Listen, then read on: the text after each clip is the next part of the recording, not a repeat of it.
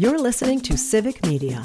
You can tune into any of our live shows on any radio station across the state with the Civic Media app. Find us in your phone's app store and listen anytime, anywhere.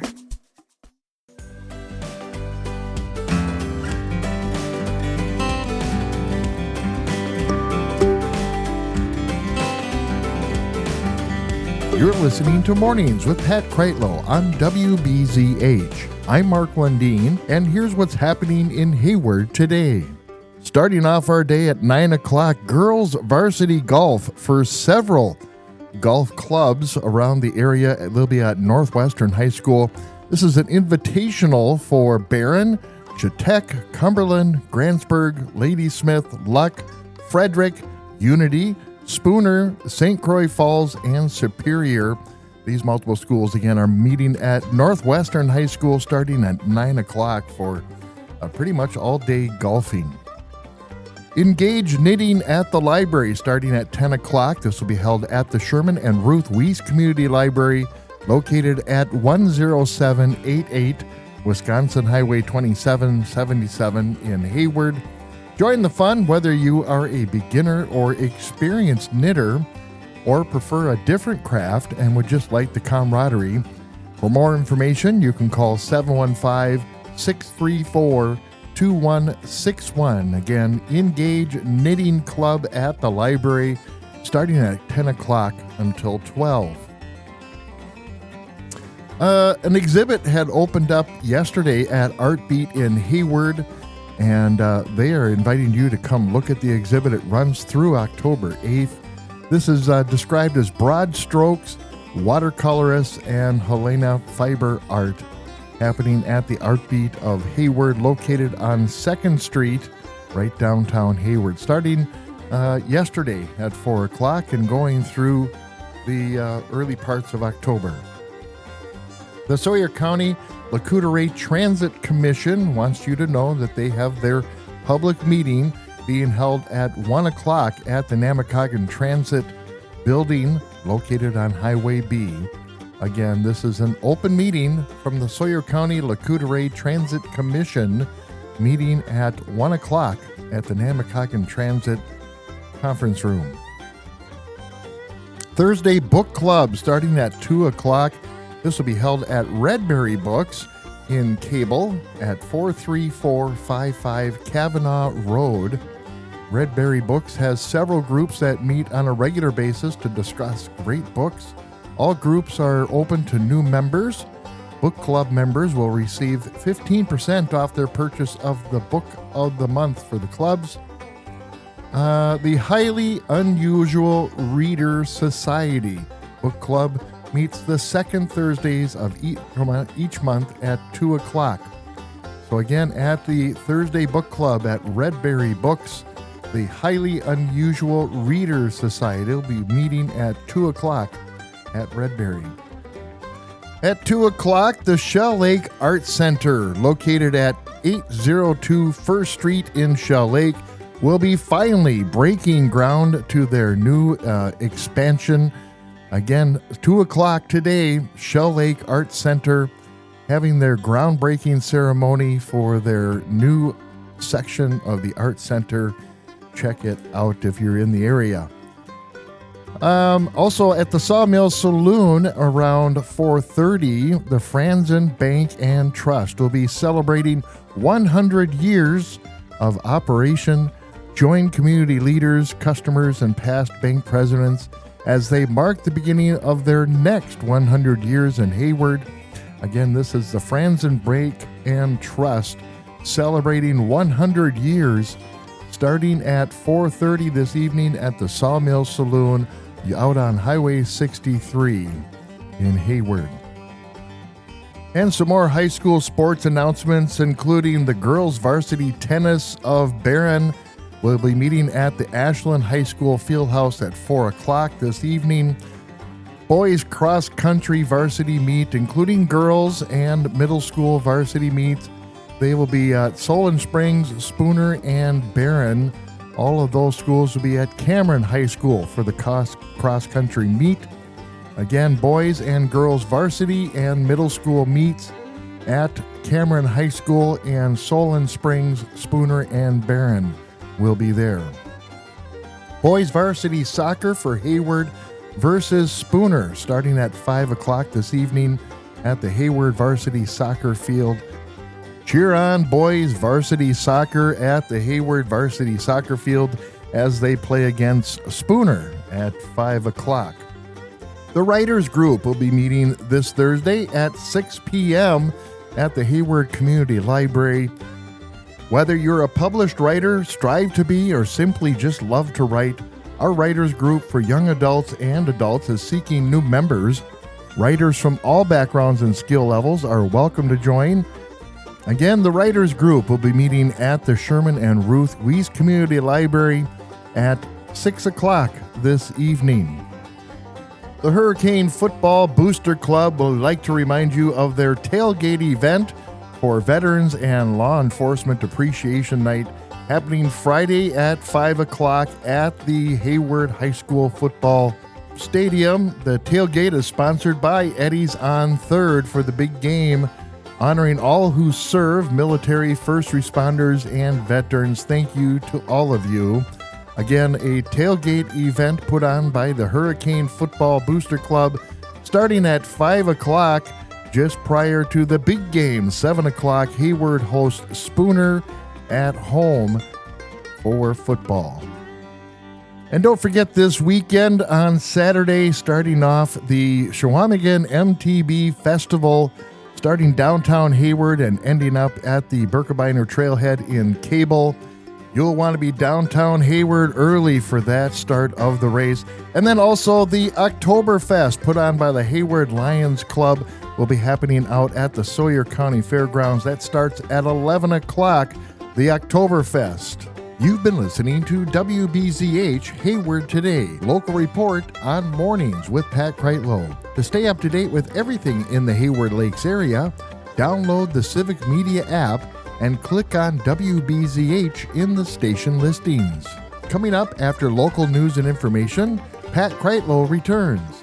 I'm Mark Lundeen, and I'll be back here in 20 minutes on Buzz of the North. It's 6:59.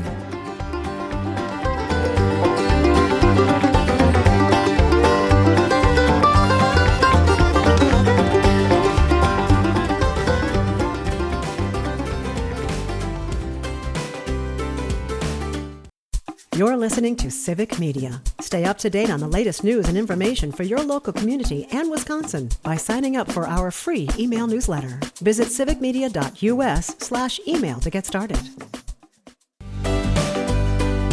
We've got more with Pat Kreitlow coming up on the Buzz of the North as soon as Joel hits the right button. Joel here, Joel Karnick, Greg Gunderson. A good Thursday, Mr. Gunderson. Happy Thursday. Football starts today. I'm so excited for tomorrow because tomorrow morning's show, we're going to talk about a couple of football things I think that are going to be a lot of fun. But yeah, football starts tonight. The Eagles will blow out the Cowboys. I'll give you 20 points. I'll give you 20 on that. You think so? I think so. Man, I don't know. I think the Cowboys, well, they've geared up in the wide receiver room. They've got a new head coach. It should be at least a matchup worthy of the spot for at least the first quarter. What you get past Q2, we'll talk about that tomorrow. We'll talk football tomorrow. Today, 2 segments. Segment number 1 is not going to be about dogs. Segment number 2 will not be about dogs. Okay, we're talking about cats and dogs is what I'm trying to say. I was going to say, what is it, hot dogs and not dogs, or what are you setting up here? Because we're going to start out with the evil of the two twins. We're going to start out with the evil side, the cat. Okay, that might be a bit much. I struggle. You know, like any other cat owner, Joel, you and I learned that cats are not what people say. And we probably learned that, well, maybe before we got cats, but I didn't grow up with cats. Did you? I grew up with barn cats because my mom did not want cats in the house. So, but you at least were exposed to cats, and I was not. So I grew up with lies. I grew up with the lie that that there's nothing to love about a cat, and your cat will pick a friend of yours who hates them the most and love on them. And that one's true. But if someone has allergies to cats and they walk into your house and you have a cat, that cat will go directly to that person who has But there's allergies. reasons behind that, though. Like my first year living with my buddy Lou was a lot of learning. I had to learn a whole new language of affection that dogs just don't usually touch on. Mm-hmm. And with a cat, it's all on their terms. It's not when you want it, it's when you both want it. And I think that's a lot more than people realize they're kind of grasping. Yeah. Cats are definitely there for you to make them happy. Yeah. And dogs are kind of there because they want to make, it's the opposite. Dogs want to make you happy. Cats are just like, it's all about me. Dogs are kind of like, well, occasionally I'd like a belly rub, but hey, I'd do anything for you. Yeah, no. Dogs are pets. Cats, if you let them group up, they'd make a social movement. Like they'd get things done. Yeah, exactly. Like if they decided that they needed a house key, they might unionize about it. Like they could do that and focus and collect their efforts. I'm imagining what the picket signs would say as they're picketing in front of your house. Well, they'd all say meow, but there'd be flavors to it and various, there'd be nuance. But like, that's just it. Cats are a little more thoughtful. I don't know. Dogs are a bit more basic, I think. And I love them both. And we have great humane societies around the area right here in Hayward that do a great job with our animals. But I've often wondered, because my mind wanders. I told you the other day, my wife and I, we took a little trip down to see my mom last week. And after we left, I told my wife, I said, what if we come back and my wallet and all my money are gone and so are the cat? So do we assume that someone stole both, or the cat took my money and the wallet and is gone? Was this the beginning of the spin-off series, Heathcliff Hits the Town or something like that? Yeah. But cats, I've often wondered what it would be like if we decided to domesticate a different animal. Let's say we let cats be wild. We just, way back when cats started to be domesticated, it was the rat, or it was the ferret, who are kind of domesticated now. But what if it was a different animal? Would they have the same traits because that's just what we made them into? Oh, you're asking the nature versus nurture question. Yeah. Like, are cats that way because they're that way, or because we domesticated them and made them that way? Yeah, exactly. Okay, so I'm not going to answer that question, but I'm going to theorize about animals that could act like cats. That would be hilarious. Like, imagine horses acted like cats. Oh, that would be... just picture a horse perched up on a high place. Like, how did you get up there? You need a larger bed, too. Yeah, call the fire department. There's a horse stuck in a tree again. Come on, man. They can get up there, but they can't get down. It's the Who's. Like, I love this world that we almost could live in there. But I think it's the nature of the cat. And I think you can tell that because big cats still act like little cats. Like lions, tigers, the big cat rescue refuge places. There's one guy in particular, this muscly dude with short frosted tip color hair, who does rescue work with big cats, and he does social media stuff. So you'll see a lot of videos. Like, the cats that he hangs out with act like my buddy Lou, but with murder mittens. I mean, like, with the whole, here's 2 inches of death attached to each little toe bean. But they act like cats. They all act like cats. So I think they are that way. I think people would probably, like, there's definitely creatures out there we could ruin, though. Like pigeons. Pigeons in New York City, they're not wild.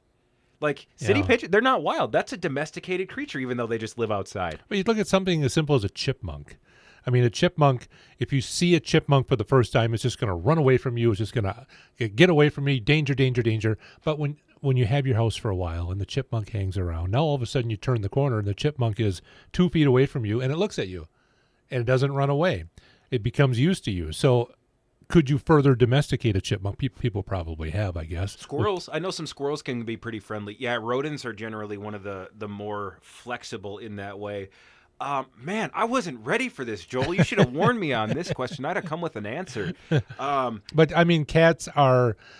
we all know cats and dogs, completely different thing going on there. The cats, I've had a lot of cats in my life, and I don't have the link to cats emotionally that I do to a dog. Oh. I mean, I've lost cats, and I think, well, that cat was kind of cool, but the dog I've lost, I'm just like, you almost get a tear in your eye when you think about that's just maybe that's just me. I think so, and I think I'm different in a way that I consider myself quite lucky, which is that I grew up with a dog. His name was Blaze. We had him from when I was 5 until when I was about 17, and then we had to put Blaze down. But Blaze lived outside and didn't live in the house like many dogs will. So I was pro dog, but I didn't realize what living with one could be like. Right. And then I went 15 years after we put Blaze down, and it was last year we got Toby, and it's like, oh my gosh, in the interim I got a cat. So now I am head over heels for both. Yeah. Dead even, different ways.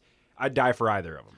Psychologically, mentally, we'd be a lot worse than we already are if we didn't have dogs and cats. Worse than this? Well, I think it would be. There's worse than it's this? Hard to fathom. Pat Kreitlow is on the way in next. We'll talk dogs coming up later this hour. We covered cats quite a bit, but we'll talk about dogs coming up. Pat Kreitlow, more news that you can use.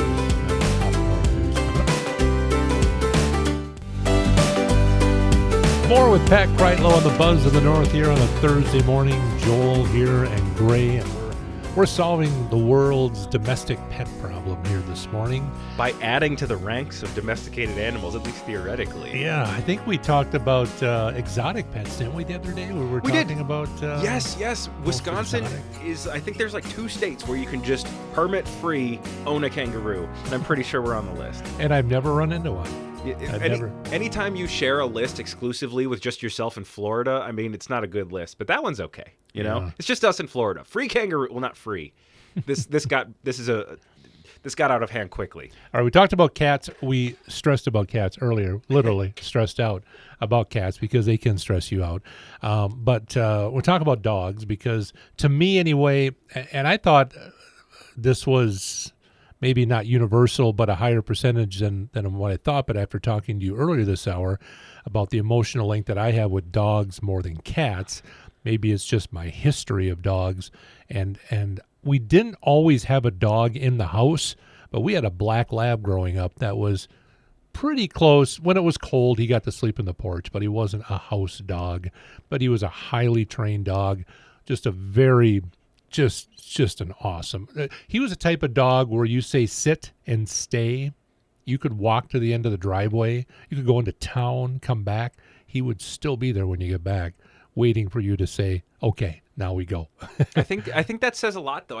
I mean, of course, we're talking psychology here. And as they say, if the human brain were simple enough to understand, we'd be so simple that we couldn't. But all that nonsense aside, I think most people get along with dogs better. Full stop. I don't think we need a reason why. I think it's just that most people and their thought processes are more compatible with dogs who are a little bit... And I mean, if you want to say that differently in a way that might make more sense, I think it's because dogs are more like people. I think it's because dogs understand and care about us more than cats do, because a cat, even... I've lived with my buddy Lou for 8 years now, and I'm still not sure he views me as more than the source of the food in the morning. Like, does he show me a lot of tender, loving, physical? Yeah, he rubs his head all over me. It is adorable, and that looks like people love. But probably doing it maybe just to scratch his own head. If I stopped feeding him, I think he would stop loving me. So turn on you. Whereas Toby, he'd be like, "Oh man, what did I do? What do I need to do to earn this back?" You know, it's a different. And so I think. I hesitate to simplify it this much. I just think most people get along with dogs better because dogs get along with people better. And because there's a different direction, some people will always get along better with that other option, which in this case is cats. And there are 3rd and 4th and 5th options. I think that between the 2, dogs and cats, you've got most types of people could probably vibe with one or the other. And I think the fact that dogs are more trainable than a cat. 100%. To treat, I know those people listening right now that saying, I can train my cat to do this and that. But generally, if you work with a dog, you can make the dog, him or her, do certain functions that provide entertainment, that maybe provide a false sense of loyalty or friendship. But the cat, most cats, beyond my cat, will respond to a command when I go, it will stop. When it's walking around in the yard, it'll stop. But I'm not going to get the cat to roll over. We're not going to play fetch. We're not going to retrieve ducks from the water. That's just not what a cat does. It's instinctively what a dog does. But the dog has, I think, that trainable thing, and also it's can have a purpose too. Hunting dogs and stuff like that with a real purpose. The canine dogs. Haven't seen a canine cat yet. Maybe they exist, but it's just a whole different thought process. One of the things that I think bears mentioning is that you start with wild dogs in various places of the world, and from them you get domesticated canines. In most cases, we're familiar with many dogs that descend from wolf stock, but there's also, like our buddy Toby, he's from dingo stock over there. I mean, yes, there were wolf stock dogs bred with dingoes to create that stuff, but you get the idea. There's wild dogs were the beginning of all of them in one flavor or another. And if you look at a wolf and you look at an English bulldog, you can see that we've made a couple changes. You look at a cat, and you look at the Egyptian Mao, which I believe is one of the earlier links to the ancestors of earlier cats, and it's the same. I think that speaks to the basic characteristics of the animal. And I think, I mean, I am no psychologist, animal or otherwise. Don't even start me with people. But I feel comfortable saying that I think the dog psychology is, maybe as a product of that change over time, is just more moldable. I think the cat is clay already dried. That's a great way. It's a sculpture that is already hardened. Exactly. You found it, and it's not going to change. Yep. And the dog is, you're right, adaptable. I mean, we have a dog at our house that we adopted. It came from Texas on a van, abandoned on the street. Little pug dog, mostly blind. Has a little jacked up hip because he was a puppy mill dog. You about to tell me it picked up a banjo and started singing the blues? Yeah. I mean, he was when we got him, he didn't know how to eat out of a dish because he had already he had pretty much always eaten either off the ground or in his kennel, and wasn't domesticated at all. But just a sweetheart. Has never bit or nipped or anything. But after about 6 months, he's good to go. He adjusted to everything. And he is just in love with just hanging around us. Yeah. Just happy guy. And when I met Billy, like, it was so perfect because I didn't know he was coming that day. And I just, out of the corner of my eye, sitting there, I was still in sales at the time, and I just hear, I was like, what is a pug? And I look down, and a bow-legged pug with cataracts is snorting on my foot. He's not sniffing me. He's snorting in my general area. And I thought, I love you, and also, hello, who are you? Like, it just immediately, I was like, I need to protect this thing. And I just love that most dogs will just attach themselves to one or two things and just run with it. Toby loves his fetch toys. My little Billy loves his mama, and when she leaves, he's not happy. But he holds nothing back. You know what he loves. All right. I'm a Viking fan, but occasionally on a group of Packer fans, I'm not going to express that love toward my team too much. But a dog would. A dog would just say, "Go purple." Yep. Say what you think. Done. Yep. Speaking of that, tomorrow we're going to talk football. I've got something tomorrow that's going to blow your socks off tomorrow. Talking football. Wait. All right. More of Pat Kreitlow and Up North News here on WBZH, the buzz of the North. And a good Thursday morning to you, Hayward, at 7:59. You're listening to Civic Media. Find the latest news, information, and archives of all your favorite shows on the Civic Media website, civicmedia.us.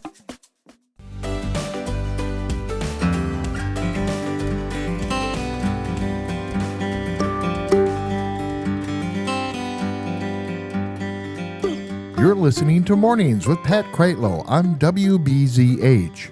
I'm Mark Lundeen, and here's what's happening in Hayward today. I'm talking with Marshall Savitsky, the chief of police for the city of Hayward, and we just got a few, random topics we're going to be talking about. You really didn't have too much of a police report to give us, although, we were talking earlier about some of the break-ins of cars and vehicles that have happened recently. Just share a little bit about that and maybe what we can do to prevent people from breaking into our vehicles. Yeah. Each summer it seems like there's a series of car break-ins, and the month of August was pretty tough on the city PD. We had, just in one day alone, between 10 a.m. and 10 p.m., in the middle of the day, we had maybe a dozen car break-ins reported, and those people were apprehended later on in the evening. But when people leave their cars unlocked on these side streets in town, especially when there's no street lamps or it's unlit or there's nobody out walking around, people are wandering the streets in all evenings or all hours of the day, and people will rummage through your cars and take what they want and close it up, and you won't even know until the next time you get in your car. Right. Yeah. So these were mostly unlocked cars. They were all unlocked cars. All unlocked. One of the families, they said, we have stay-at-home jobs. We work over the computer. And they reported a couple days later because they don't drive that often, and their sunglasses are missing, and so it's really unfortunate. Little stuff. Yeah, juvenile Generally, stuff. juveniles are taking people's makeup or cologne and sunglasses, things that, phone chargers that they can use. Lock your vehicles, people of Hayward. This isn't Mayberry. We don't have a Barney Fife running around with one bullet. No, we have two. We have two? Yep. Man. Well, what else you got going on that you wanted to talk about? Yeah, summer's winding down. We're looking at our last big event of the year. That's the Czech 40 that's coming up this upcoming weekend on the 13th. Oh, yeah. They're kicking off 10 a.m. They're starting downtown Hayward, and they're ending out in the county. Yeah. You got Main Street will be blocked off, 63 Railroad, and then they'll be heading out 77 out of the town. So we're looking forward to that. After this interview today, actually, I'm heading up to the sheriff's office to meet with all the teams that are involved. Sheriff's office, the Czech 40 group, a lot of the volunteers will be there. So this is one of several meetings that we've had leading up to this event. And it's like anything else. It's like a mini Berkey, I guess you could say. Yeah. Yeah, it's a pretty simple event for us because, of course, the first 10 minutes of the event, and they're out of town. They're gone. Yeah. And so then town goes back to normal. But like for Berkey, it ends in town throughout the day. There's waves and waves and waves of skiers coming. So hours and hours. This is kind of a gasp of fresh air for us in the city, able to breathe a little bit. But no, it'll be an exciting event, and we always look forward to it. It always brings in a pretty good crowd, and streets just lined with spectators, and that gush of wind that comes through those downtown buildings is blow the hat off your head. So people really look forward to it, and so do we at the PD. So and then the following week, I think it's Fall Fest, right? Yep, Fall Fest is coming up the following weekend, and downtown will be closed off as always. It's kind of the same setup as Muskie Festival with vendors and people coming and selling their fall decorations and kettle corn and things like that. It's an all-day event, and it's pretty low-key. It seems like it always rains that weekend, though, so hopefully we have good weather for it this year, but we'll see. And hopefully it won't be like Muskie Fest, where we had that strong the tsunami downdraft that came through. And too many tents were lost that day, and people who had items to sell, pottery and stuff like that, glass items, they all fell over and broke in the wind during Muskie Fest, so I really hope we have good weather for the people selling at Fall Fest this year. Yeah. And then the next weekend, I think Cable has their fall festival. That won't affect much here, but we should be able to see some increased, visitors from the area as they head up towards Cable and pass through. And then the following week after that, the Great Cranberry Festival. Oh, yes. Stone Lake. That's kind of like the last hurrah for the area. It is. It is. After that, all the resorts start closing down, and they go to their winter hours and winter menus. Unfortunately, all the bigger items on the menus go away for us locals. But no, it's kind of something we look forward to. Unfortunately, summer's ending, but it makes it a lot easier for the rest of us who kind of keep this community rolling. Yep. And then there's the Suicide Awareness Walk that's put on by Health and Human Services is coming up on September 26th. 2 p.m. to 6 p.m. that day. So we'll be involved with that. All the law enforcement groups will be. Of course, we see the raw end of that deal. So we definitely support that awareness, and looking forward to a lot of people coming out for that. And then you mentioned there's a fundraiser coming up for the police department at Lakewood Cafe. Yep, Lakewood's Cafe and the Family Restaurant. The owner reached out to me and said that he wanted to have another fundraiser for us again this year, as he did last year. Okay. Last year we had it in November, and I think we raised about $6,400. He matched every penny that was. No way. Yep, every penny he matched it. That was given that day. So if you went in there and bought a $20 meal, a full $20 goes back to the police department. Yeah. That could be for anything for equipment upgrades to overtime for some enforcement in an area where crimes are happening, like burglaries into cars or whatever. But what's the date on that? It's going to be December 16th. It'll be an all-day affair again, so 6 a.m. to, I think they close at 9 or 10 p.m. So breakfast, lunch, and dinner. All proceeds go to the City of Hayward Police Department. And again, it's for upgrades for equipment or whatever else that we may need. Okay. So we're looking forward to that. You'll see us in aprons serving coffee and whatever else. Oh, good.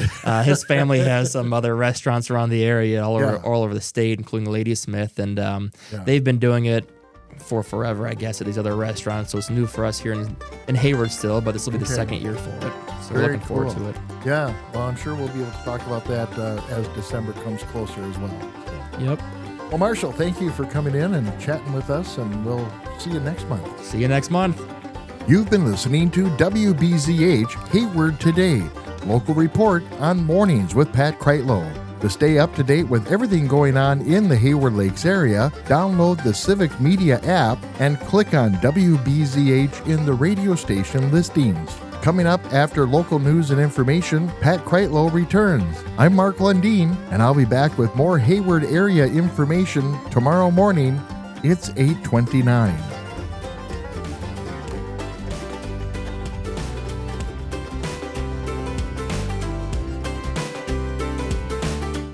The national news cycle never stops, but it can be hard to find news about your local community. Civic Media is dedicated to providing quality local and state news coverage across Wisconsin. With the Civic Media app, you can get notifications about local stories that matter to you and your community. Find the free Civic Media app in your phone's app store and choose notifications from the menu to tell us what kind of news you want to hear about.